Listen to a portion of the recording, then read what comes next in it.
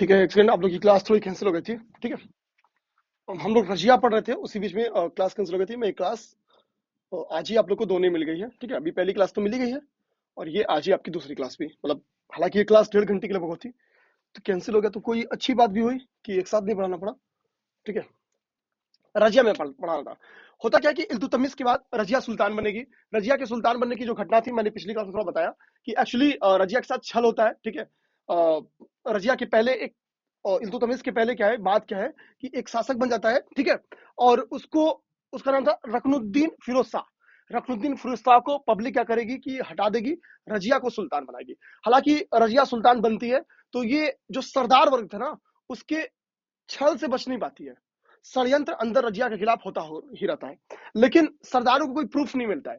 ठीक है, इस बीच में क्या है, जैसे आज भी देखेंगे, आज भी जाति सिस्टम है। ठीक है, किसी दूसरी जाति के साथ किसी लड़के या लड़की को पकड़ लिया जाता है या देख लिया जाता है तो उसको उसके कैरेक्टर पे तुरंत आक्षेप लग जाता है। फॉर एग्जाम्पल, उसकी शिकार रजिया पे होती है। होता क्या है कि मलिक याकूत नाम का एक हबसी सरदार रहता है, इसी को वो अमीर आखूर का पद देती है। तो पहली बार पब्लिक में क्या करते हैं, इसके सरदार बहुत हल्ला उठाएंगे, अमीर आखूर का पुत्र, क्या बात है। ठीक है, अब मलिक याकूत को वो लोग शक की नजर से देखते हैं, उससे ज्यादा शक की नजर से रजिया को देखते हैं। उन्होंने कहा रजिया ऐसी क्या मलिक याकूत में कि भाई उसको मलिक आखूर बना दी। एक तो ये शक था। खैर रजिया बोलती है टैलेंटेड था, मैंने इसलिए बना दिया। तो अब क्या बोले कोई भाई। एक दिन क्या होता है कि मलिक याकूत बहुत अच्छा घोड़ा चलाता था, तो रजिया देखी थी, जानती थी। रजिया बोली भाई मलिक, तुम मुझे भी सिखा दो। अब वो क्या किया कि रजिया को घोड़ा चलाना सिखाने लगा। तो रजिया आगे घोड़े पे बैठी थी और मलिक याकूत उसको चला रहा था। तो खेत से निकलते समय क्या है, मतलब लोग इसको देख लिए। अब तो पब्लिक भी देख रही थी घोड़ा चलाते देखते हुए, सरदार वर्ग भी देख लिया, हल्ला हो गया भैया कि रजिया मलिक याकूत के घोड़े के आगे बैठ के घोड़ा चलाना सीख रही है। ठीक है, और फिर भैया खेल हो गया। सारे सरदारों को लगा घोड़ा चलाना तो हम भी सिखा सकते हैं, मलिक याकूत क्यों, हम तो तुम्हारी बिरादरी के भी हैं। लेकिन चूंकि ये तुर्क था नहीं और रजिया के खिलाफ ऑलरेडी षड्यंत्र चल ही रहा था, तो रजिया को एज अ कैरेक्टरलेस दिखाना कोशिश की जाएगी। सरदारों की भी सारे सरदार एकजुट होंगे कि भाई ये तो अब अ, अपने हाथ से निकल गए। ठीक है, एक फाइनली एक षड्यंत्र होगा। हालांकि रजिया उस षड्यंत्र से बचने के लिए अपनी शादी होती सब एक अपने तुर्की सरदार से करती है। लेकिन बात वही होती है, जब षड्यंत्र चलता है ना तो फिर सारे तंत्र फेल हो जाते हैं और अंततः एक लंबी कहानी होगी, उस कहानी में नहीं जाएंगे। रजिया मारी जाएगी। ठीक है, रजिया की मारी जानी, रजिया अपने हनीमून के दिन ही मारी जाती है।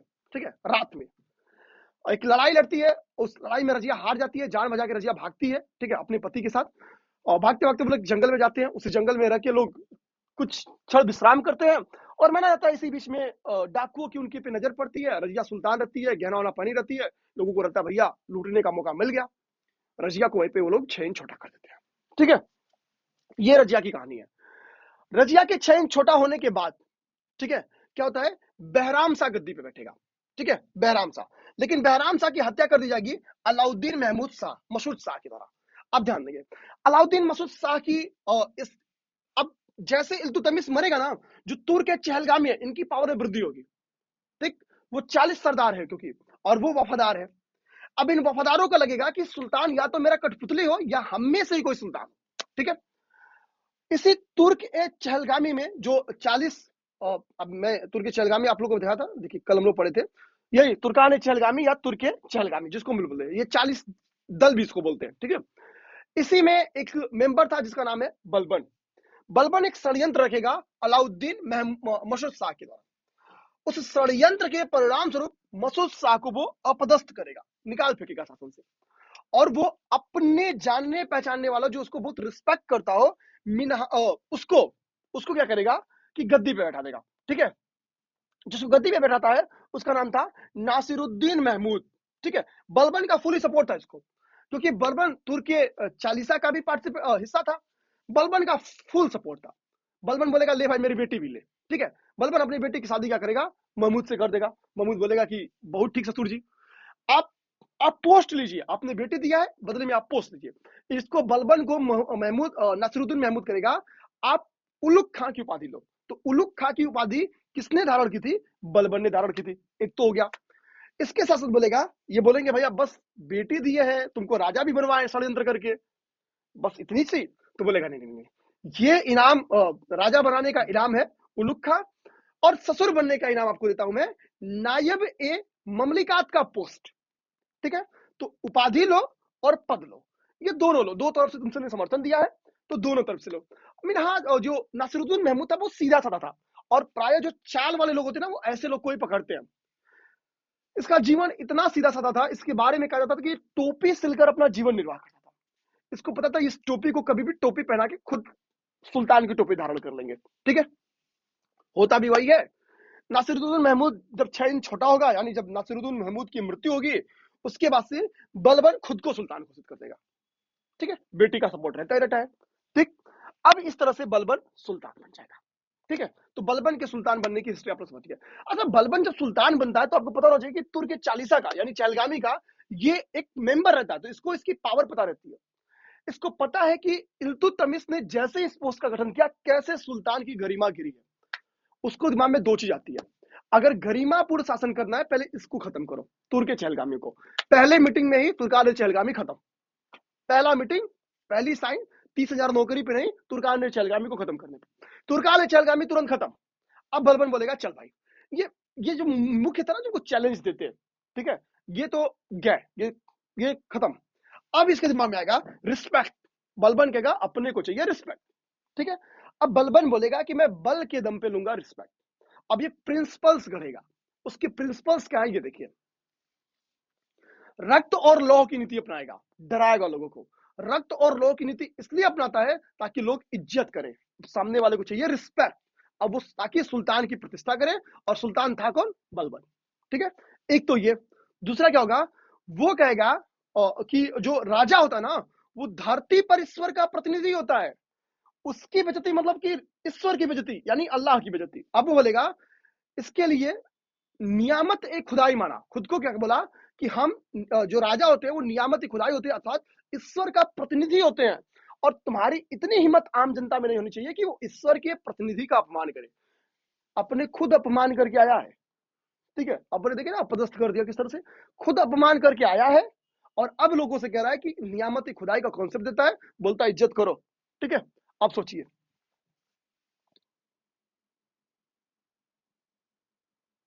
ठीक है, इस चीज को देखिए। अगला रिस्पेक्ट के लिए क्या बोलेगा, एक नया प्रिंसिपल देगा। बोलेगा कि सुल्तान, बलबन ने कहा कि सुल्तान क्या है, जिल्ले अल्लाह या जिल्ले इलाही है, अर्थात ईश्वर का प्रतिबिंब है, ईश्वर का दूसरा रूप है। इन सभी कॉन्सेप्ट के परिणाम स्वरूप वो चाहता है कि पब्लिक रिस्पेक्ट दे। बलबन को समझे, बलबन सुल्तान है भाई। बलबन मतलब ईश्वर, धरती पर दूसरा सुल्तान। ठीक है, सॉरी, धरती पर दूसरा ईश्वर।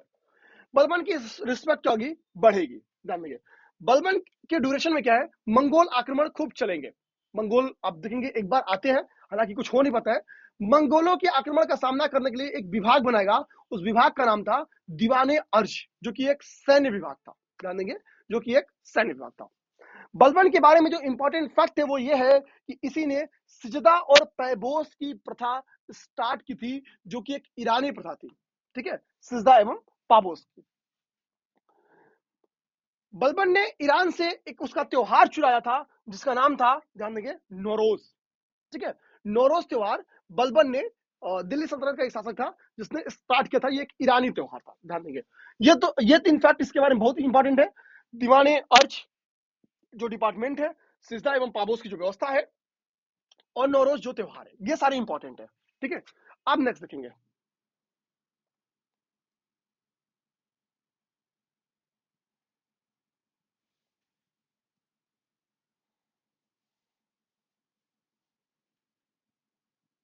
ठीक है, यहाँ पे थोड़ा सा अमीर खुसरो के बारे में कुछ फैक्ट लिखा है कि अमीर खुसरो को भारत का तोता या तूती ए हिंद कहते हैं। ये पेपर में आ सकता है।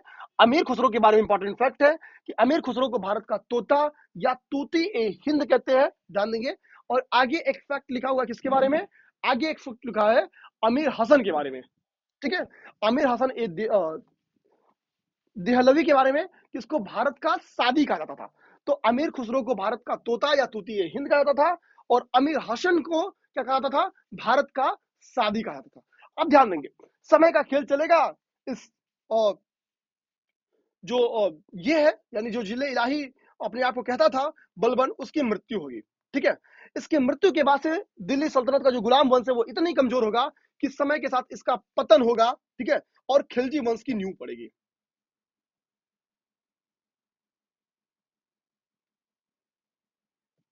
ठीक है, खिलजी वंश की नींव पड़ेगी। तो इसमें दूसरा जो वंश था ना, वो खिलजी वंश था। देखें, एक चीज मैं बता दूं आपको,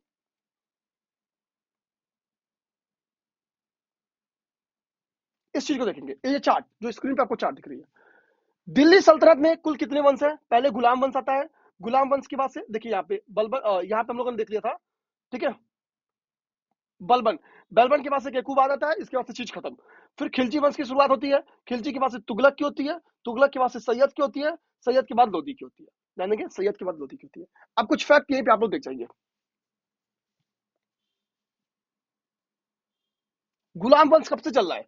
ठीक है, गुलाम वंश 1206 से स्टार्ट हो रहा है और 1320 तक चल रहा है। यानी गुलाम वंश लगभग कितने साल चल रहा है? 114 साल चल रहा है। गुलाम वंश कितने साल चल रहा है? 114 साल। पहले कौन सा वंश आया है? पहले गुलाम वंश आया है। ठीक है, उसके बाद से खिलजी वंश है, 1290 से 1320, यानी 30 ईयर बस चल रहा है, 30 साल चल रहा है। उसके बाद से यानी गुलाम के बाद से कौन सा वंश आया? गुलाम के बाद से खिलजी वंश आया। अब देखिए, खिलजी के बाद से तुगलक वंश आया, तुगलक वंश 1320 से 1412 चल रहा है, यानी 8 साल कम 100 वर्ष में, यानी 92 साल, 92 ईयर, 92 ईयर। तो खिलजी कितना साल चला है? खिलजी चला आपका 92 साल। ठीक है, खिलजी 92 साल चला है, ये सिद्ध दिमाग में रखेंगे। तो यानी एक सेकंड, एक सेकंड, हाँ, ठीक है, तुगलक, तुगलक आपका चला है 92 साल। ठीक है, तो जी के टी, तुगलक आपका चला है 92 साल। इसके बाद से आ गया है आपका सैयद वंश, दिल्ली सल्तनत का सैयद वंश। सैयद वंश 1414 से 1451 चला है, यानी अगर हम इसको 50 मान लें तो लगभग 36 साल आपका सैयद वंश चला है। 36 ईयर आपका सैयद वंश चला है। तो टी के बाद से आ गया यस। ठीक है, सैयद वंश चला आपका 36 साल। उसके बाद से है लोधी वंश, 1451 से 1526 चला है, तो 50 साल इधर और 25 साल इधर, लगभग चला है 75 साल, 75 साल। अब इसको अरेंज करिए। ठीक है, टी एल, ये तो ऑर्डर हो गया आपका, जी के टी, ठीक है, जी के टी एस एल। ठीक है, ये हो गया आपका ऑर्डर दिल्ली सल्तनत के राजवंश होगा। ठीक है, गुलाम, खिलजी, तुगलक, सैयद, लोदी, गुलाम, खिलजी, तुगलक, तुगलक, सैयद, लोदी, ये ऑर्डर पूछेगा तो ऑर्डर कर देना है। अब पूछेगा कि दिल्ली सल्तनत के इनमें से वो कौन सा वंश है जो सबसे अधिक समय तक शासन किया है और कौन सा सबसे कम। तो ध्यान देंगे, 114 साल सबसे ज्यादा गुलाम वंश, तो ये हो गया मैक्स। ठीक है, जो ये हो गया आपका मैक्स सबसे ज्यादा। गुलाम के बाद से कौन है? गुलाम के बाद से आपका 92 साल तुगलक है, तो गुलाम के बाद से हो गया आपका तुगलक, ऑर्डर शासन करने में। तुगलक के बाद से कौन है? ठीक है, तुगलक के बाद से कौन है? तुगलक के बाद से लोधी है, तुगलक के बाद से लोधी है, 75 साल। ठीक है, लोधी के बाद से कौन है? तो लोधी के बाद से आपका सैयद है। ठीक है, और सैयद के बाद से खिलजी है। तो सबसे ज्यादा समय तक किसने शासन किया है? गुलाम ने। सबसे कम समय तक किसने किया है? खिलजी ने। ऑर्डर में ये दो चीज, यहां से दो चीज आपको याद रहना चाहिए। आप समझ गए? ऑर्डर पूछेगा तो गुलाम, खिलजी, तुगलक, सैयद, लोधी, गुलाम, खिलजी, तुगलक, सैयद, लोधी, जी के टी एस एल, याद कर जाइए फार्मूला। और अगर पूछेगा सबसे ज्यादा समय तक किसने शासन किया है, तो गुलाम ने। सबसे कम, तो सबसे कम कौन हो गया? सबसे कम हो गया आपका खिलजी। ये ऑर्डर में इसी तरह मैच है, ये सबसे ज्यादा, उसके बाद जो आया है वो सबसे कम किया है, सबसे ज्यादा सबसे कम। तो जीके याद कर जाना, जीके। ठीक है, ये जनरल नॉलेज की बात है। तो ये चार्ट भी हो गया आपका। अब चीजें आपको समझ में आएगी। ठीक है, अब देखिए हो क्या रहा है कि गुलाम वंश जैसे खत्म हुआ, वैसे ही अब कौन आ गया? अब आ गया आपका तुगलक। ठीक है, सॉरी, गुलाम खत्म हुआ तो खिलजी आ गया ना।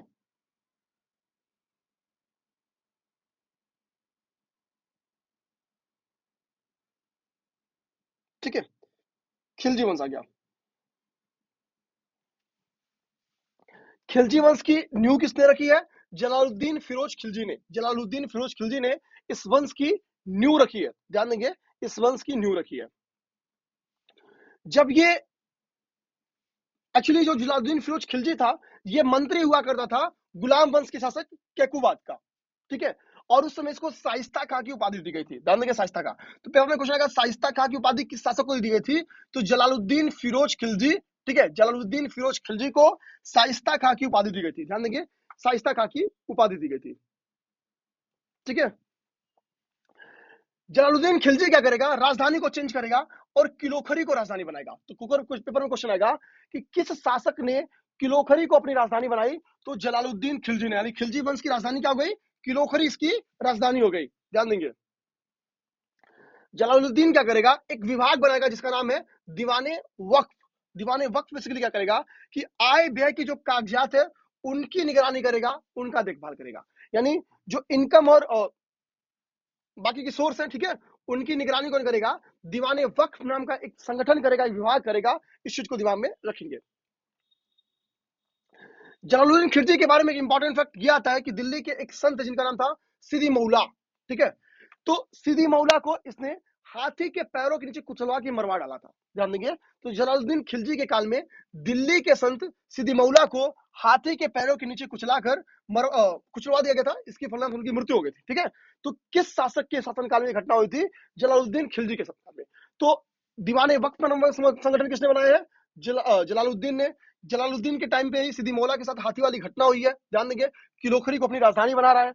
बाद में इसकी हत्या कौन करेगा, इसका खुद भतीजा करेगा। एक्चुअली अपने भतीजे पे बहुत विश्वास करता है, लेकिन बात है अलाउद्दीन था अव्वल दर्जे का धोखेबाज था। ठीक है, अव्वल दर्जे का धोखेबाज था, जान जाना। खिलजी अपने चाचा को धोखा देगा, धोखे से इसको मार देगा, बोलेगा चाचा बहुत प्रेम करते हैं, आइए मिलते गंगा किनारे, वो इनको निपटा देगा। गंगा नहीं, यमुना किनारे। ठीक है। अब देखिए खिलजी क्या करेगा, अलाउद्दीन खिलजी जलालुद्दीन को धोखे से मानिकपुरी में निपटा देता है। ठीक है। ठीक है। अब देखिए, अब आएगा अलाउद्दीन खिलजी की बारी। अलाउद्दीन खिलजी खिलजी वंश का सबसे इंपॉर्टेंट शासक है। इसके ड्यूरेशन में डेवलपमेंट भी कैसा हुआ है, इसके ड्यूरेशन की घटनाएं भी एग्जाम में पूछा है। ठीक है।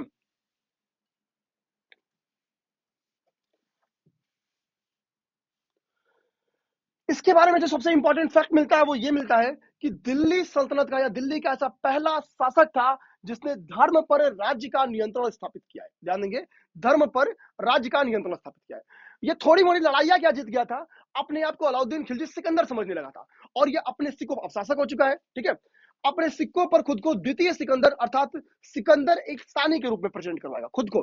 तो क्वेश्चन आएगा कि वो कौन सा शासक है जिसने खुद को सिकंदर सानी कहा जाता है ना कि खुद को सिकंदर कहना तो बहुत आसान है, एकदम आसान है। अब देखिए राजा बन गया तो खुद को सिकंदर का दे रहा है, कह रहा द्वितीय सिकंदर हमें, थोड़ा भी नहीं जीता अभी। ठीक है, छुटपुट लड़ाइया जीता हुआ है, धोखाबाजी से अपने चाचा को मार दिया है और कह रहा है कि भैया हम सिकंदर है। ठीक है। तो द्वितीय सिकंदर की खुद को उपाधि किसने दिया है, अलाउद्दीन खिलजी ने दिया है खुद को।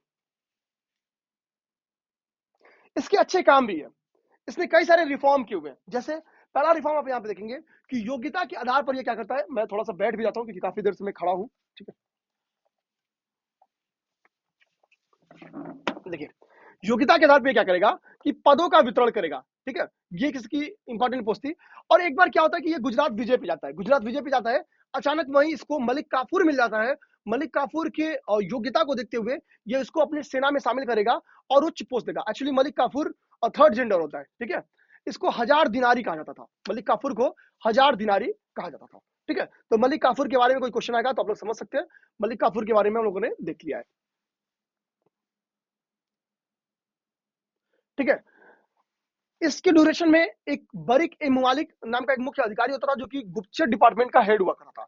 तो गुप्तचर विभाग का मुख्य अधिकारी कौन होता था, बरीद ए मुमालिक होता था। इस चीज को दिमाग में रखेंगे। ठीक है, दीवानी मुस्तक राज की स्थापना की थी इसने। तो अलाउद्दीन ने राजस्व व्यवस्था से भ्रष्टाचार और लूट को खत्म करने के लिए एक डिपार्टमेंट बनाया था जिसका नाम था दीवाने मुस्तक राज। तो दीवाने मुस्तक राज नाम का डिपार्टमेंट किस शासक ने बनाया था, अलाउद्दीन ने बनवाया था। ये चीज ध्यान देंगे। अलाउद्दीन के द्वारा जो डेवलपमेंट किया गया है वो देखेंगे तो सीरी का किला बनवाया गया है, 1000 खंबा महल बनवाया गया है, जमात खाना मस्जिद बनाया गया है, अलाई दरवाजा बनाया गया है। तो सीरी का किला और अलाई दरवाजा इसमें सबसे इंपॉर्टेंट है, ये अलाउद्दीन के द्वारा बनाया गया है। दीवाने मुस्तकराज नाम का डिपार्टमेंट भी इसी के द्वारा बनाया गया है। इस चीज को ध्यान देंगे। बरीद मुमालिक क्या था, तो बरीद मुमालिक एक गुप्तचर विभाग था। ये चीज ध्यान देंगे। ठीक है,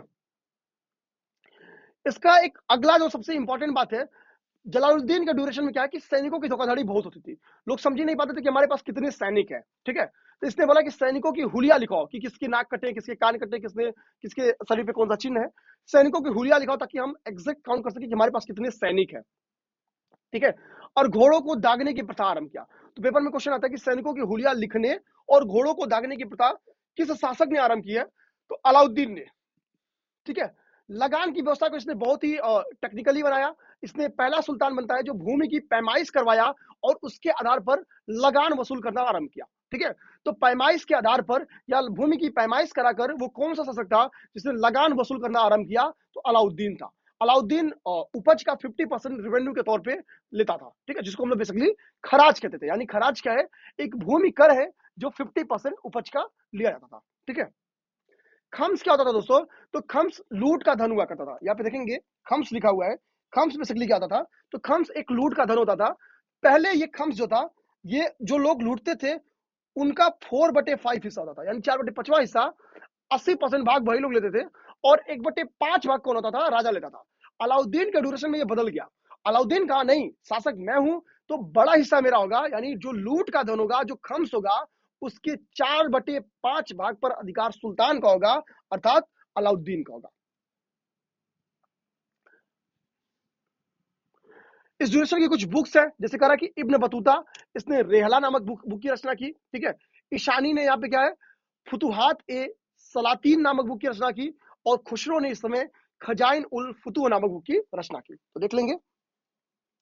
इब्न बतूता रेहला की रचना करेगा, ईशानी फुतुहात ए सलातीन की रचना करेगा और अमीर खुसरो खजाइन उल फुतुह की रचना करेगा। ये सारी रचनाएं हैं। ठीक है। अलाई दरवाजा का निर्माण करवाया था, ये तो शायद ऊपर हो भी गया है। ठीक है, यहाँ पे देखेंगे अलाई दरवाजा का निर्माण इसने करवाया है और यही चीज नीचे भी लिख दिया है कि इसने अलाई दरवाजा का निर्माण करवाया था। यही चीज सेम फैक्ट। ठीक है। हौज खास का भी निर्माण इसने करवाया था, इस चीज को दिमाग में रखेंगे, हौज खास का। ठीक है। वो कौन सा शासक है जिसने सार्वजनिक वितरण प्रणाली प्रारंभ की? तो वो खिलजी है, ध्यान देंगे। इसने दो इंपॉर्टेंट टैक्स भी चलवाए थे, जिसको हम लोग कहते हैं घड़ी कर और चराई कर। घड़ी कर घर से संबंधित है, जो कि घरों और झोपड़ियों पर लगाया जाता था। और चराई कर जो है वो दुधारी पशुओं पर, ऐसे पशु जो दूध देने योग्य हो, उन पशुओं पर चराई कर लगाया जाता है, क्योंकि आप जितना चराएंगे उतना वो दूध देंगी। तो समझना था कि ये जो लैंड है वो राजा का है, तो राजा की जमीन पे, यानी सम्राट की जमीन पर अगर आप चरा रहे हैं तो सम्राट को उसका टैक्स देना पड़ेगा। ठीक है। उसके दूध राजा भी पिएगा। तो ये सब हो गई। एक बार खिलजी बेहद इंपॉर्टेंट है, आप लोग देख लेंगे। इसमें सबसे इंपॉर्टेंट मैं बोलूं तो सैनिकों की हुलिया वाला जो प्रथा है इसने स्टार्ट की थी, ये इंपॉर्टेंट है। खम्स को किसने बढ़ाकर 4/5 कर दिया, ये इंपॉर्टेंट है। ठीक है। सार्वजनिक वितरण प्रणाली किसने स्टार्ट की? ठीक है, ये इंपॉर्टेंट है। ये सारी चीजें इसमें इंपॉर्टेंट थी, इससे ध्यान रखेंगे।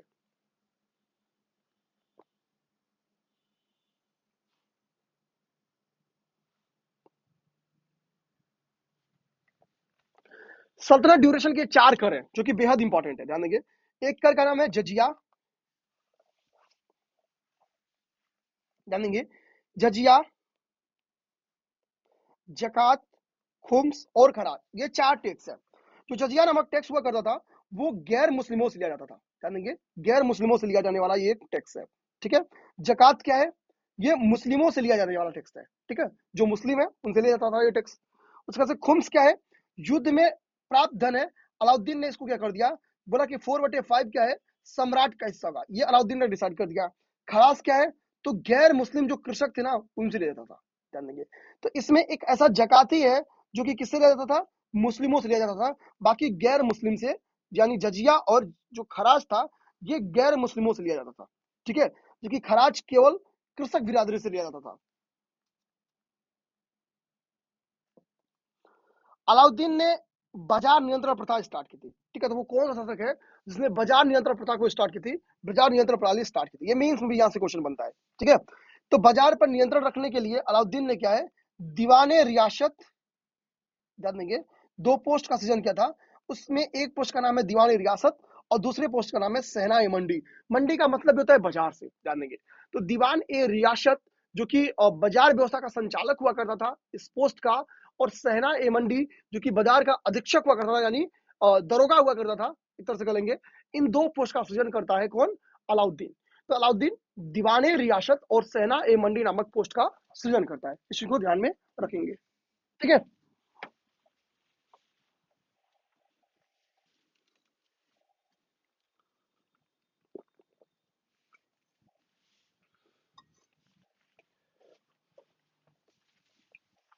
आज नहीं, मैं सुबह से क्लास ले रहा हूँ और परिणाम अब खड़ा हुआ नहीं जा रहा है। ठीक है।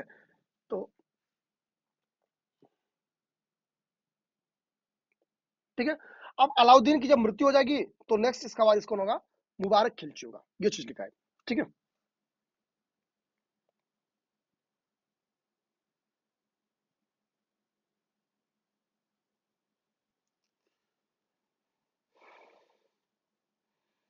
मुबारक खिलजी के संदर्भ में क्या है, ये लफंगा टाइप का था, आप समझिए। आप जब सीरियस नहीं रहेंगे, जैसे मैं क्या हूं कि मैं यहाँ पे पढ़ाने कुछ भी पहन के चला, मैं कहूँ कि नहीं भैया आज मैं लोअर पे पढ़ाने जाऊंगा, केवल बंडी पहन के पढ़ाऊंगा, ठीक है। आप सोचिए कि फिर कौन मुझे सीरियस लेगा। अब तुम दरबार में आ रहे हो और तुम लड़कियों का कपड़ा, ठीक है, स्कर्ट पहन के चला आता था ये। अब स्कर्ट पहन के तुम दरबार में जाओगे, तुमको कौन सा दरबारी सीरियस लेगा, ठीक है। तो देखेंगे, एक उत्तर मुगल काल में एक लंपट पैदा हुआ था, उसके बाद से ये लंपट था, ठीक है। दिल्ली सल्तनत का लंपट यही था, कौन, मुबारक खिलजी, ठीक है। आप जान लेंगे करेक्ट कि मुबारक खिलजी ने क्या किया था, इसने खुद को, अब देखिए, खुद को स्वयं का खलीफा, स्वयं को खलीफा घोषित कर दिया था, ठीक है। तो इतिहास का एक ऐसा शासक जिसने स्वयं को खलीफा घोषित किया, वो कौन था, मुबारक शाह खिलजी था, इस चीज को ध्यान देंगे, ठीक है। मुबारक शाह खिलजी के बाद से एक्चुअली ऐबक के बाद से ही और जो खिलजी वंश था वो कमजोर हो गया था, ध्यान देंगे, ठीक है। तो बेसिकली यहीं से ध्यान देंगे, अलाउद्दीन खिलजी के बाद से ही खिलजी वंश कमजोर हो गया था, उसके बाद जैसे ही मुबारक की बारी आती है, ठीक। और खिलजी वंश के बाद से जो अगली वंश का नींव पड़ता है, वो पड़ता है तुगलक वंश, ठीक है, तुगलक वंश। अब थोड़ा सा हम लोग क्या करते हैं, तुगलक वंश को देखते हैं, ठीक। तुगलक वंश, तुगलक वंश की नींव किसने रखी है, तुगलक वंश की नींव गयासुद्दीन तुगलक ने रखी है, ध्यान देंगे, तुगलक वंश की नींव गयासुद्दीन तुगलक ने रखी है। गयासुद्दीन तुगलक को गाजी मलिक भी कहा जाता था। एक्चुअली गाजी क्या थी, गाजी इसकी उपाधि थी, इस चीज को ध्यान देंगे। गाजी क्या थी, तो गाजी इसकी उपाधि हुआ करती थी, ये चीज ध्यान में रखेंगे। गाजी क्या थी, गाजी इसकी उपाधि हुआ करती थी, ठीक है। अब देखेंगे अगला यहाँ पे जो फैक्ट है वो क्या कह रहा है कि जो गयासुद्दीन तुगलक है, इसने एक तुगलकाबाद नाम का नगर स्थापित किया था, ठीक है। तुगलकाबाद नाम का नगर स्थापित किया था, कौन, जो गयासुद्दीन तुगलक है, इसने तुगलकाबाद नाम का एक नगर स्थापित किया था। अब इस चीज को ध्यान देंगे, तो तुगलकाबाद नाम का नगर किसने निर्माण कराया, तो वो तैयार किया था गयासुद्दीन तुगलक ने। ये इतिहास का एक ऐसा शासक है जिसने औलिया से भी दुश्मनी कर ली थी, ध्यान देंगे, ठीक है।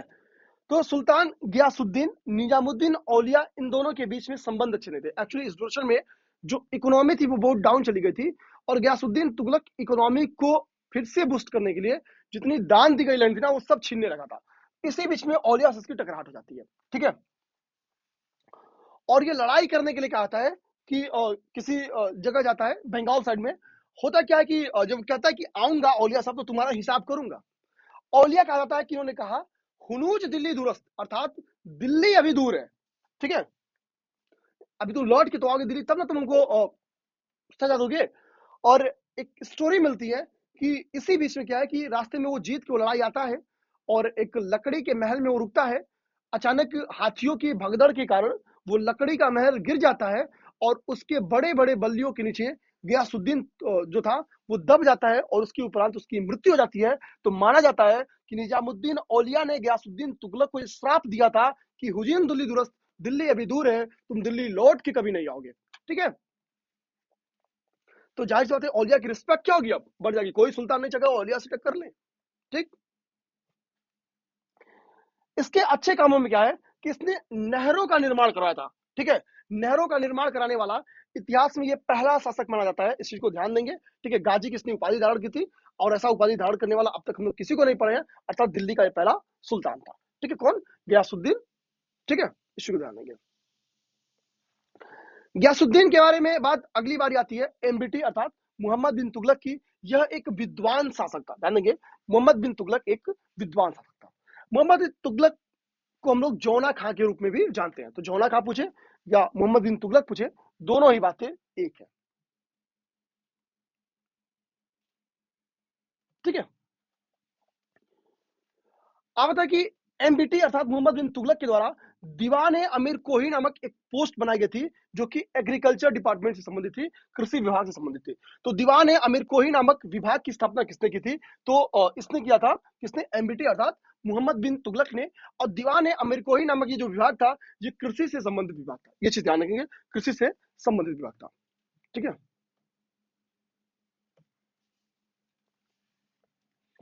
मोरक्को का एक यात्री था, ठीक है, उसका नाम था इब्न बतूता। ये इसी के ड्यूरेशन में 1333 में क्या हुआ था, भारत आया था, ध्यान देंगे, दिल्ली आया था हम लोग कह सकते हैं। तो मोरक्को किसके शासनकाल में आया था, तो एमबीटी अर्थात मोहम्मद बिन तुगलक के काल में आया था। और जब वो यहाँ आया था तो 8 वर्षों तक वो यहाँ रहा। ऐसा माना जाता है कि एमबीटी इससे इतना खुश हुआ कि दिल्ली का इसको काजी नियुक्त किया था, ठीक है। और उसके पश्चात ये लगभग 8 वर्षों तक इस पोस्ट पे रहा था। और ये अपना एक यात्रा वृत्तांत लिखता है जिसका नाम था किताब उल रेहला। किताब उल रेहला, फिर से क्लियर सुन लीजिए। मोहम्मद बिन तुगलक एक विद्वान था, तो विद्वानों को समर्थन देगा। चूंकि मोरक्को का एक वासी था जो कि एक यात्री था, ठीक है। यात्री प्राय जो पढ़े लिखे लोग होते हैं वही होते हैं, ठीक है। तो इब्न बतूता से क्या होगा, एमबीटी खुश होगा, बोलेगा चल भाई तू काजी बन जा। कहाँ का, दिल्ली का। दिल्ली का काजी बनेगा, 8 साल तक काजी रहेगा। इस बीच में एमबीटी का विश्वास जीतेगा। ये अपना एक यात्रा वृत्तांत लिखा, चूंकि अरबी भाषा इसको बहुत अच्छे से आती थी, अरबी में लिखता है किताब उल रेहला नाम का।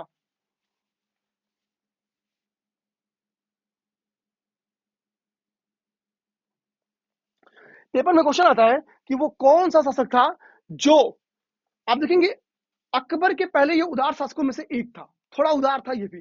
देखेंगे जिन प्रभुसूरी जो कि एक जैन धर्माचार्य थे, और इनको इसने संरक्षण प्रदान किया था। अर्थात हम लोग कह सकते हैं कि जैन धर्म को संरक्षण प्रदान किसने किया था, तो किया था एमबीटी ने।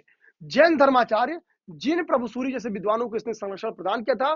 चूंकि ध्यान देंगे, अब हम लोग यहां पे देखेंगे एक ऐसा शासक जो होली में पार्टिसिपेट कर रहा है, ठीक है। तो इससे हम लोग कह सकते हैं कि आप इसकी इंपॉर्टेंस इस आप समझ सकते हैं मैं क्यों कहा कि अकबर के पहले ये एक उदार शासक था, तुलनात्मक, ठीक है।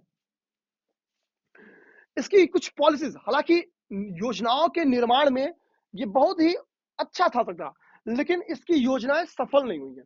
और यही कारण है कि पब्लिक के ऊपर ये बोझ बनता चला गया। आप समझिए कि आप ऐसे शासक हो, अच्छे अच्छे योजनाओं का निर्माण करें, ठीक है। अब लेकिन वो योजनाएं सफल ना हो। अब सपोज कि मोदी जी क्या है, मोदी जी ने कई सारी अच्छी योजनाओं का निर्माण किया और वो सफल भी रही। यही कारण है कि उनके फॉलोअर्स आज भी हैं। जैसे डीमोनेटाइजेशन, ठीक है, लोग लाइन में रहे, पसीना बहा, कितने लोग मतलब तमाम समस्याओं से जूझ लिए, लेकिन ठीक है उसका कुछ तो फायदा मिला, तो लोग को लगता है कि ठीक है भाई अच्छा है। और चूंकि अमीर लोग भी लाइन में लगे, तो लोग फिर भी खुश रहते हैं, चल भाई हम तो लगे ही, वो फोर व्हीलर से उतर के वो भी हमारे साथ लाइन में लगा था, ठीक है, तो लोग खुश रहते हैं। तो पब्लिक को चाहिए भाई कुछ रिजल्ट मिले, लेकिन इसकी योजनाओं से कुछ रिजल्ट नहीं मिलता। जैसे मोहम्मद बिन तुगलक ने क्या किया कि दोआब कर में वृद्धि की। दोआब क्षेत्र की जो लैंड थे, ठीक है, उनमें फर्टिलिटी बहुत अच्छी थी, उसकी टैक्सेशन में वृद्धि की। राजधानी को चेंजिंग करना इसकी सबसे गंदी रणनीति थी। दिल्ली से देवगिरी बनाएगा। सांस्कृतिक मुद्रा का चलन करेगा, ये इकोनॉमी को अच्छी करने के बजाय और खराब कर देगी, ठीक है। खुरासान और कराची का अभियान करेगा, ये भी इसकी स्थिति को और खराब करेगी। तो पेपर में क्वेश्चन आएगा कि खुरासान और कराची अभियान निम्नलिखित में से किस शासक ने किया है, तो मोहम्मद बिन तुगलक ने किया है। सांकेतिक मुद्रा का चलन किसने कराया है, मोहम्मद बिन तुगलक ने कराया है। दुआब में करो की वृद्धि किसने की है, मोहम्मद बिन तुगलक ने किया है। राजधानी परिवर्तन किसने किया है, तो इसी ने किया है, दिल्ली से देवगिरी। एक्चुअली दिल्ली से देवगिरी के बीच की दूरी बहुत ज्यादा थी, सैकड़ों किलोमीटर की दूरी को समझिए एक बैग। ऐसा माना जाता है कि दिल्ली वासी इसको गंदी गंदी लेटर लिखते थे मोहम्मद बिन तुगलक को। अब इसका एकदम मूड खराब हो गया था, पता नहीं कर पता यार ये लेटर कौन भेजता है। तो इसको लगा कि एक काम करो, पूरा दिल्ली को सता दो। ये बोलेगा भैया एक काम करो, सब लोग दिल्ली से निकलो और चलो देवगिरी। अपने तो राजा था, सबके कंधे पे सवार हो जाता था। और सैकड़ों किलोमीटर भूखे नंगे, यहाँ तक कि ऐसा नहीं था कि एक लंगड़े को जो चल नहीं पाया उसको मरवा दिया, ठीक है, जो चल नहीं पाया वो छोड़ा किसी को नहीं, उजाड़ दिया पूरी दिल्ली इसने। तो दिल्ली को उजाड़ने का काम एमबीटी ने किया है, ठीक है। और देवगिरी लेके आया। जनता एकदम त्रस्त हो गई थी यार, मतलब शासन था तो जबरदस्ती इसके साथ चल रही थी। देवगिरी आता है, बाद में इसको खुद भी लगता है यार कि हम पब्लिक को सपोर्ट नहीं कर पा रहे। ये बोलेगा जिसका मन करे वो फिर दिल्ली जा सकता है। अब समझिए पब्लिक को कितना मूर्ख बनाए, तुम दिल्ली से देवगिरी लेके आए, अब करो कि ठीक है यहाँ पे हम व्यवस्था नहीं कर, तुम जिसका मन करे दिल्ली जा सकता है। केवल इसलिए कि दिल्ली के पब्लिक को कुछ इतिहासकार मानते हैं कि दिल्ली के पब्लिक को सजा देना चाहता था, ठीक है, उस लेटर के चक्कर में।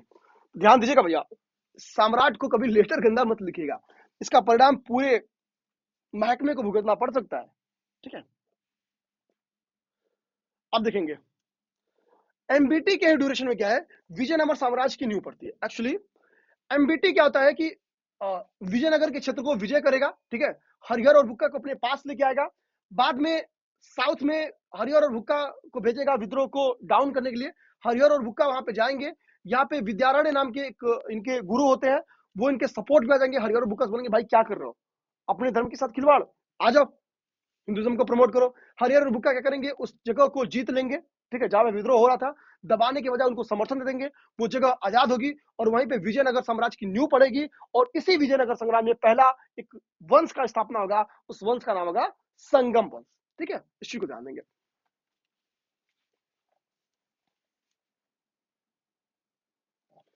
अब देखिए, मैं जो बताया हूँ सही बताऊं कि नहीं बताया हूँ, वो बदायूनी लिखा भी है। बदायूनी लिखता है कि सुल्तान को उसकी जब जब एमबीटी मर जाता है तो बदायूनी स्टेटमेंट देता है कि सुल्तान को उसकी प्रजा से, ठीक है, और प्रजा को उसकी सुल्तान से मुक्ति मिल गई। सुल्तान को प्रजा से क्यों मुक्ति मिल गई, वो गंदे गंदे लेटर जो मिलते थे गाली गलौज वाले वो बंद हो गए, ठीक है। प्रजा को मुक्ति क्यों गई, वो दिल्ली से देवगिरी वाला कॉन्सेप्ट, ठीक है, भाई चला देता था सबको पैदल, समझ गए। तो इसी के लिए बदायूनी लिखता है कि सुल्तान को उसकी प्रजा से और प्रजा को उसकी सुल्तान से मुक्ति मिल गई, ठीक है। तो ये कॉन्सेप्ट था, किसके लिए कहा गया था बदायूनी के द्वारा, एमबीटी के लिए। एमबीटी के पास से आता है फिरोज शाह तुगलक, जानेंगे, फिरोज तुगलक आता है, इसको देखेंगे। फिरोज तुगलक के बारे में इंपॉर्टेंट फैक्ट्स जो है वो ये है कि इसने कई सारे देखेंगे कि जो नगर है उनका निर्माण करवाया था, जैसे हिसार, फतेहाबाद, फिरोजपुर, फिरोजाबाद और जौनपुर। जौनपुर इसका भाई था जोना खां, उसी की स्मृति में, ध्यान देंगे, ठीक है, जोना खां की स्मृति में जौनपुर नगर की स्थापना करवाई गई थी, ध्यान देंगे, ठीक है। तो फिरोज शाह तुगलक ने और जोना खां की स्मृति में जौनपुर नगर की स्थापना करवाई थी, इससे ध्यान देंगे जौनपुर शिक्षा का केंद्र हुआ करता था, इसको ध्यान देंगे। तो फिरोज शाह तुगलक के द्वारा हिसार, फतेहाबाद, फिरोजपुर और फिरोजाबाद, जौनपुर, इन नगरों की स्थापना कराई गई। इसने ब्राह्मणों पर जजिया कर लगाया था, ध्यान देंगे, वो कौन सा शासक था जिसने ब्राह्मणों पर भी जजिया कर लगाया, तो एफएसटी फिरोज शाह तुगलक था, फिरोज शाह तुगलक था। फिरोज शाह तुगलक ने लोक निर्माण विभाग की स्थापना की, very very very important fact, लिख के लोग क्वेश्चन आ सकता है, ठीक है। सर्वप्रथम लोक निर्माण विभाग की स्थापना किसने की थी, फिरोज शाह तुगलक ने की थी। सिंचाई पर टैक्स लगाया इसने, नहरों का निर्माण किसी और ने करवाया, सिंचाई पर टैक्स इसने लगवाया। फिरोज शाह तुगलक ने, जान देंगे, हब ए सर्व जो भी कि एक सिंचाई कर था, इसको लगाया था। और इस हब ए सर्व अर्थात इस सिंचाई कर को लगाने वाला दिल्ली का पहला सुल्तान था, कौन, एफएसटी, ध्यान देंगे। एफएसटी के बारे में नीचे एक फैक्ट है, अशोक के दो स्तंभ थे टोपरा और मेरठ में, इनको उठा के दिल्ली लेते आता है, ध्यान देंगे। अशोक के दो स्तंभों टोपरा और मेरठ के स्तंभ को कौन दिल्ली लेके आया था, तो एफएसटी अर्थात फिरोज शाह तुगलक लेके आया था। फिरोज शाह तुगलक ही ऐसा था जो दिल्ली सल्तनत में जिसने सेना को वंशानुगत कर दिया था। इसके बारे में जो इंपॉर्टेंट फैक्ट है, इसके द्वारा जो नगरों की स्थापना की गई है वो है, ठीक है। और जो लोक निर्माण विभाग है ये है, हब ए सर्व जो कि एक सिंचाई करता है ये है। इसके साथ सबसे इंपॉर्टेंट फैक्ट क्या है ना, इतिहास में लोग शौकीन बहुत होते हैं, राजा क्या होता है, राजा बहुत शौकीन टाइप के इंसान होते हैं। ये रानियों का शौकीन नहीं था, ये दासों का शौकीन था, ठीक है, ये दासों का शौकीन था। इसके ड्यूरेशन में 1,80,000 दास थे। आप देख रहे हैं कितनी बड़ी दास थे, ठीक है, 1,80,000 दास थे। दासों के देखभाल के लिए इसने एक विभाग ही बनाया था जिसका नाम था दीवाने बंदगान। तो दीवाने बंदगान विभाग की स्थापना किसने की थी, तो एफएसटी ने की थी, एफएसटी ने की थी, ठीक है। आगे आता है कि आगे कह रहा है इसने एक अस्पताल बनाया था जो कि एक खैराती अस्पताल था, ठीक है, वो था दारुल सफा। तो दारुल सफा क्या है, दारुल सफा एक अस्पताल है, इस चीज को दिमाग में रखेंगे। इसने अपनी आत्मकथा लिखी थी फुतुहात ए फिरोज शाही के नाम से, इसने अपनी आत्मकथा लिखी थी। वो आत्मकथा क्या थी, फुतुहात ए फिरोज शाही के नाम से इसने अपनी एक आत्मकथा लिखी थी, किस नाम से, फुतुहात ए फिरोज शाही, जानेंगे, ठीक है। अद्धा एवं बिख नाम का इसने सिक्का जारी किया है जो कि तांबे एवं कांसे के से निर्मित होते थे। तो अद्धा एवं बिख नामक सिक्के का संबंध किससे है, तो ये भी एफएसटी से, फिरोज शाह तुगलक से है। इसने अद्धा एवं बिख नामक सिक्के चलाए हैं जो कि तांबे एवं कांसे से संबंधित थे। ज्वालामुखी मंदिर को इसने नष्ट किया, ये एक वेरी इंपॉर्टेंट फैक्ट है, यूपीपीसीएस यहां से भी क्वेश्चन पूछिए। फिरोज शाह तुगलक ने ज्वालामुखी मंदिर को नष्ट कर, वहां पे ध्यान देंगे, वहां के जो ग्रंथ थे, ठीक है, तो जाहिर सी बात है कि उन्हीं ग्रंथों का क्या किया था ना, उनमें से कुछ ग्रंथों को फारसी में ट्रांसलेट करवाया था, किसके द्वारा, अजीजुद्दीन खालिद द्वारा। अजीजुद्दीन खालिद द्वारा इसको फारसी में ट्रांसलेट करवाया था। देखिए यहाँ पे लिखा है कि इस उन बुक्स का फ्रांसीसी जो फारसी जो ट्रांसलेट है वो क्या है, दलायते फिरोज शाही है। ठीक है, ये सारे ग्रंथ कहाँ पे थे, ये हिंदू ग्रंथ थे, ये ज्वालामुखी मंदिर में थे। ज्वालामुखी मंदिर को जब नष्ट हुआ तो वहां के ग्रंथों को इसने ट्रांसलेट करवाया है फारसी में। ठीक है, इसी को ध्यान देंगे। तुगलक वंश का अंतिम शासक कौन था, नासिरुद्दीन महमूद था। तुगलक वंश का अंतिम शासक कौन था, तो तुगलक वंश का अंतिम शासक नासिरुद्दीन महमूद था, ध्यान देंगे।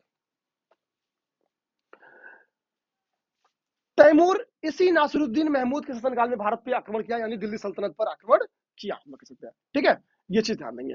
ठीक, और इसी नासिरुद्दीन महमूद के काल में जौनपुर नामक स्वतंत्र राज्य की स्थापना हुई। ठीक है, किसके द्वारा बनाया गया, ख्वाजा जहां के द्वारा।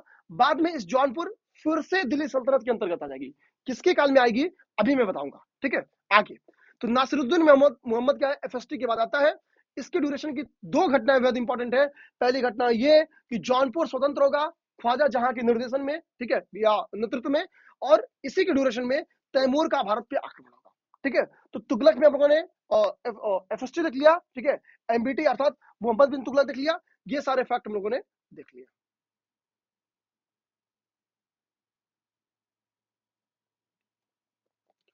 अब नेक्स्ट है सैयद वंश। ठीक है,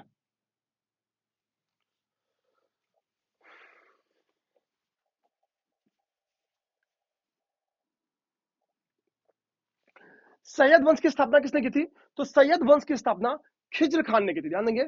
सैयद वंश की स्थापना खिज्र खान ने की थी, ध्यान देंगे। खिज्र खान ने बेसिकली क्या था, ठीक है, इसको तैमूर ने जो पश्चिमोत्तर सीमांत प्रांत था इसका गवर्नर बनाया हुआ था। ठीक है, ये चीज ध्यान रखेंगे कि ये पश्चिमोत्तर सीमांत प्रांत का खिज्र का क्या था कि गवर्नर था।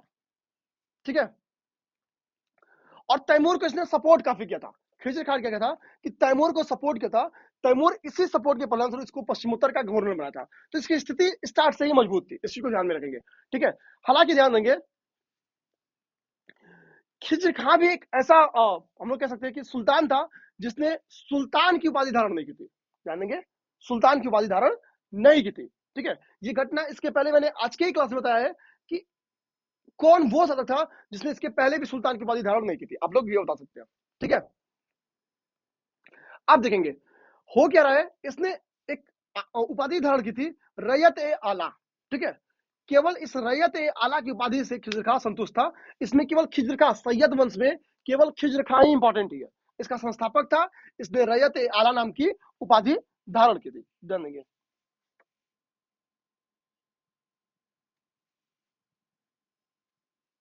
ठीक है, यहाँ पे एक बुक का नाम लिखा है याहिया बिन सरहिंदी, ध्यान देंगे।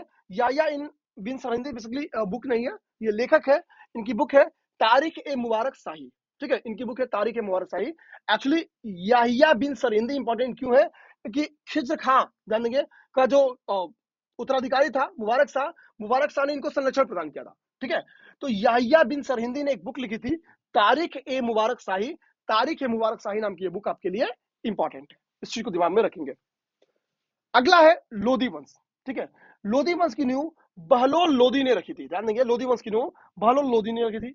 इस वंश का एक प्रतापी शासक था जिसका नाम था सिकंदर लोधी, ध्यान देंगे, यही इस वंश का सर्वाधिक प्रतापी शासक था। इसने माप के लिए एक पैमाना निकाला था जिसका नाम था गज ए सिकंदरी। सिकंदर से सिकंदरी को लेंगे तो गज ए सिकंदरी, ध्यान देंगे, गज ए सिकंदरी और नामक जो पैमाना था वो किसने निकाला था, वो निकाला था सिकंदर लोधी ने, जो कि लोधी वंश का था, ध्यान देंगे, जो कि लोधी वंश का था। सिकंदर लोधी के आदेश से एक आयुर्वेदिक ग्रंथ थी, ठीक है, उसका फारसी में ट्रांसलेशन किया गया था जिसका नाम था फरहंगे सिकंदरी।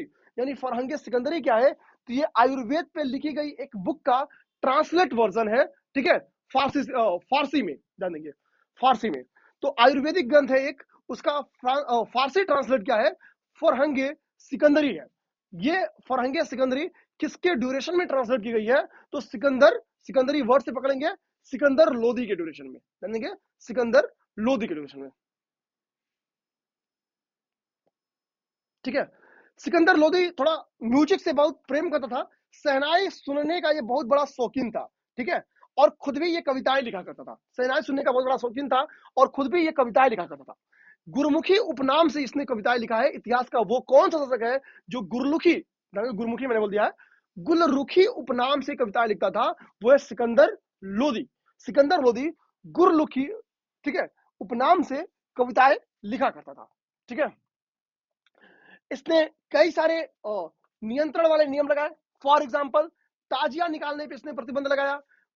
महिलाओं, मुस्लिम महिला जो थी, उनको बोला कि तुम पीरों के यहाँ, संतों के यहाँ नहीं जा सकती हैं, इस पे रोक लगा दी, यानी फ्रीडम पे रोक लगाई, ताजिया निकालने पे रोक लगाई। ठीक है, ठीक है। आगरा नामक एक नवीन नगर की स्थापना किसने की? तो वो भी सिकंदर लोदी ने की है। ठीक है, इस चीज को ध्यान देंगे। वो कौन सा शासक था जो अनाज से जकात अर्थात संपत्ति कर समाप्त कर दिया था? तो वो सिकंदर ही था, सिकंदर लोदी था, जिसने अनाज से, ध्यान देंगे, संपत्ति कर समाप्त कर दिया था। ठीक है, मोठ मस्जिद का निर्माण सिकंदर लोदी करवाया था। ठीक, तो ये सारे फैक्ट्स थे, इसके बारे में आपको इंपॉर्टेंट है, याद कर लेना है। तो सिकंदर लोदी के बारे में क्या क्या फैक्ट्स हो गए इंपॉर्टेंट? सिकंदर लोदी के बारे में फैक्ट्स हो गए कि गजे सिकंदरी का इसने प्रारंभ किया, फरहंगे सिकंदरी को ट्रांसलेट इसी का ड्यूरेशन हुआ, गुलरुखी उपनाम से कविताएं लिखा करता था, आगरा नामक नवीन नगर की स्थापना इसने करवाई है। ठीक है, ताजिया और मुस्लिम महिलाओं की पीरों के यहाँ निकलने पर रोक लगाई। ठीक है, और हिंदुओं पर इसने जजिया कर लगवाया, जकात नामक कर जो कि अनाज से इसको, ठीक है, फिनिश करवा दिया, मोट मस्जिद का इसने निर्माण करवाया। ठीक है, ये सारे फैक्ट क्या है सिकंदर लोदी के बारे में इंपॉर्टेंट है। सिकंदर लोदी के पश्चात इब्राहिम लोदी गद्दी पे आता है, ध्यान देंगे। इब्राहिम लोदी और राणा सांगा के बीच में एक लड़ाई होती है जिसको हम लोग खतौली का युद्ध कहते हैं। खतौली का युद्ध किसके किसके बीच में लड़ा गया? तो 1518 में इब्राहिम लोदी और राणा सांगा के बीच में लड़ा गया। ठीक है, इब्राहिम लोदी और राणा सांगा के बीच में लड़ा गया है, ध्यान देंगे। ठीक, और इस युद्ध में इब्राहिम लोदी पराजित हुआ है, यानी राणा सांगा की विजय हुई है खतौली के युद्ध में। आगे इब्राहिम लोदी की लड़ाई किससे होगी? आगे इब्राहिम लोदी की लड़ाई होगी किससे? बाबर से होगी, पानीपत के मैदान में। पानीपत का युद्ध 1526 में बाबर से लड़ेगा, बाबर वर्सेस इब्राहिम लोदी होगा, और इस लड़ाई में इब्राहिम लोदी अगेन हारेगा, और इस तरह से दिल्ली सल्तनत खत्म हो जाएगी। ठीक है, और दिल्ली सल्तनत जब खत्म होगी तो क्या होगा कि आपका मुगल वंश की नींव पड़ेगी। ठीक है, तो हम लोग यहां तक देख लिया चीजें। ठीक है, यहाँ पे कुछ इंपॉर्टेंट दिल्ली सल्तनत का विभाग लिखा है, ये देख लीजिए। ठीक है, इसको पढ़ लेना है आप लोग को, केवल मैं इसको दे दूंगा। दीवाने इंसा राजकीय पत्र व्यवहार विभाग था, दीवाने जो रसालत था ये विदेश विभाग था, काजी उल कुजात जो था वो न्याय विभाग था। ठीक है, इस तरह से यहाँ पे सारा विभाग लिखा गया है। मैं विभाग दे दूंगा आप लोग को, मैं इस चीज को पढ़ने से बेहतर है टाइम बताते हैं आप लोग, इस विभाग को मैं पीडीएफ दे दूंगा, इसको आप लोग खुद एक बार पढ़ लीजिए। ठीक है, तो कल से हम लोग क्या करते हैं, ये तो पैरा मैंने पढ़ाई दिया है पहले से ही। ठीक, तो कुछ जो इंपॉर्टेंट चीज है, एक दो फैक्ट इसके शासन प्रशासन से लेके, उसके बाद से हम लोग कल पढ़ेंगे मुगल पीरियड। ठीक है, कल मुगल पीरियड पढ़ेंगे, और एक छोटा सा वीडियो मैं मुगल पीरियड पढ़ाने के पहले बना दूंगा आप लोग का भक्ति और सूफी आंदोलन के ऊपर। ठीक है, तो जय हिंद। आज 1.5 घंटे के ऊपर मैंने क्लास ले ली आप लोग की। जय हिंद, जय भारत।